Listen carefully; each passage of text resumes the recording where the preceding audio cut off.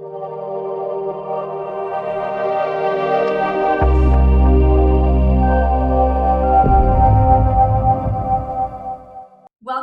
to CRE Fast 5, where we detail hot topics in commercial real estate in 5 minutes or less. I'm Carly Iacono, and tonight we are unpacking net lease childcare.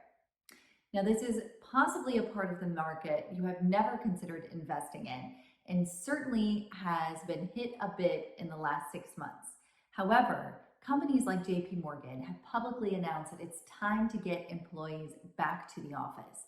So I think we have this unique delta of time in which childcare properties are undervalued and our lifestyle is going to be quickly returning back to what it was, boosting the enrollment and boosting the bottom line for these types of tenants. So let's take a look at what this really industry looks like, who the top players are, and then we'll talk about some considerations if you want to take a deeper dive. First, to start out, there are over 12 million children under the age of 5 in the United States. 70% of parents spend at least 10% of their income on childcare, according to a recent survey, pre-pandemic of course, by Shopping Center Business Magazine. So that's incredible penetration. 71% of parents need some sort of childcare. Now, you could argue that with work from home, one parent's going to be there, so this might be a dying model. But I would say if you have ever tried to work from home with a child that is 5 or under, you will quickly realize that whether the parents are going to work or working from home, some measure of childcare assistance would be very welcome. So I think we are careful about employment statistics, we are careful about demographics, location, a lot of other factors, but this is a concept that is not going away, and frankly can be a fantastic way to get yield in a very cap rate compressed market. There are 2 key tenets that I'm going to highlight to you today. The first is the learning experience. Learning experience was purchased by, or acquired I should say, by Golden Gate Capital last year. Golden Gate Capital is an opportunistic private equity fund that has led the growth of really many franchise businesses throughout the last 10 years, most notably. So with this influx of capital, it is my expectation that we will see rapid growth and acquisition from learning experience once COVID dies down and things settle down a bit. So keep your eye on them for new builds and new constructions. Their current lease structure on a new build is 15 years, triple net. However, they do put roof and structure on the landlord. So it's not an absolute net. So keep that in mind. Their stores, or locations I should say, are anywhere from 9 to 12,000 square feet, and they do trade anywhere from a 6.5 to a 7.25% cap rate on a new build, and that is somewhat market specific. You want to pay attention to your guarantee. What I'm seeing most frequently now is a corporate guarantee that burns off, and that's part of the reason that these do trade at a higher cap rate. So you might have the full learning experience corporate guarantee for the first 5 years, and then that will burn off and go to a franchisee or personal guarantee after that point.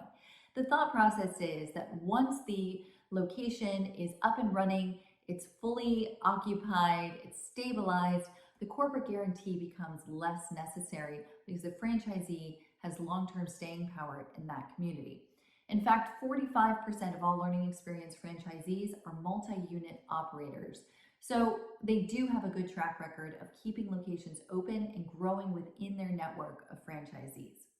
The second one I want to point out to you is KinderCare. KinderCare is the largest provider of early childhood education in the private sector. There are 1,500 locations over more than 40 states. They often will do a 20-year triple net lease on a new construction or new build with roof and structure on the tenant, not on the landlord. So usually a little more attractive on their lease structure. KinderCare will do corporate guarantees as well. They have a few different lease forms floating around, so you want to, again, look at that guarantee structure, see if it's there for the full term, and really what you're getting as strength behind that lease. In 2018, KinderCare acquired Rainbow Child Care Centers, so they are also in acquisition mode and are head-to-head competitors with Learning Experience. So if you're looking at one of these investments, it's crucial to consider market rent. you want to make sure that if your tenant does leave down the road, and this really goes for any net lease, but childcare is going to be more comped with office, medical office, than it will with, let's say, a fast food restaurant. So you want to make sure that you're looking at your market rent as compared to small, well-positioned office in that market and not necessarily just retail. In addition, you want to look at the market position. So where is your asset in the market? Childcare centers are destination assets, so they don't have to be on the main highway. In fact, they probably don't want to be on the main highway, but that does not mean that you don't need great visibility and a really solid piece of real estate for long-term value.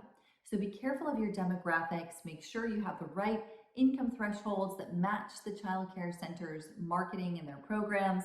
Make sure you have the right density of the area in terms of population density, and that your asset is properly positioned for long-term value within that market specifically. Of course, you also want to consider your lease term and the guarantee structure, and then all of that comes back to your yield. So like I mentioned, these can trade anywhere from a 6.5 to a 7.25 and up. It's a fantastic way to get yield, especially if you are adding financing, because there will be a really nice spread between your interest rate and your cap rate, and your leverage return could easily go into the double digits. If this is a part of the net lease market you'd like to explore further, or you have an upcoming 1031 exchange, feel free to give me a call. I'm happy to walk you through further. That was CRE Fast 5. I'm Carly Iacono. I look forward to seeing you again soon.